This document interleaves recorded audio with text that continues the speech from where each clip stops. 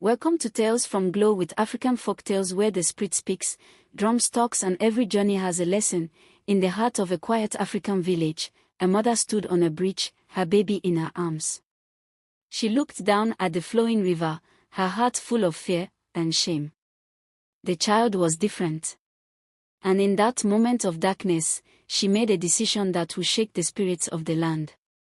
But what the village didn't know is that the river was listening. And the river would raise the boy she left behind. This is the story of baby Muna. And how the river that once cried would soon become the river that laughed. Once upon a time in the small village of Ekobi, where rivers whisper secrets and trees dance with the wind, a woman named Edora stood on the old wooden bridge. Her eyes were red from crying.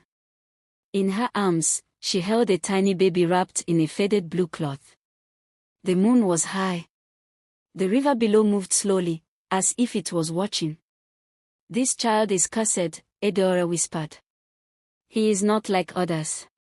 She looked at the baby again. His eyes did not follow her finger. He did not cry like other babies. He only made soft sounds and waved his tiny hands. An elder woman had told Edora that the child was strange. Another called him spirit-touched. Someone else said, "This is not a normal baby." Edora's heart was full of fear and shame.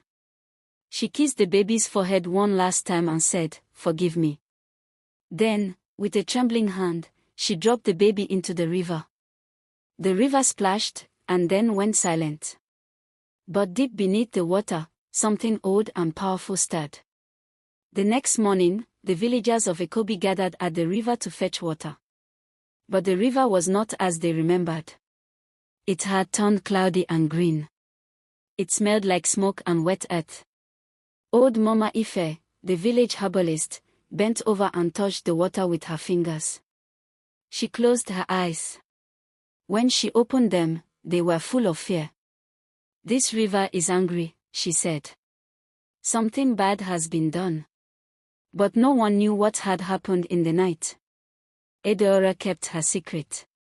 She smiled. She carried empty water pots. She acted as if nothing was wrong. But at night, she could not sleep. The sound of a baby crying echoed in her ears. And in her dreams, the river whispered her name. 3 days later, the village dogs began to bark at the riverbank. Children ran from the fields shouting, "Come! Come! There is something in the water." The villagers gathered.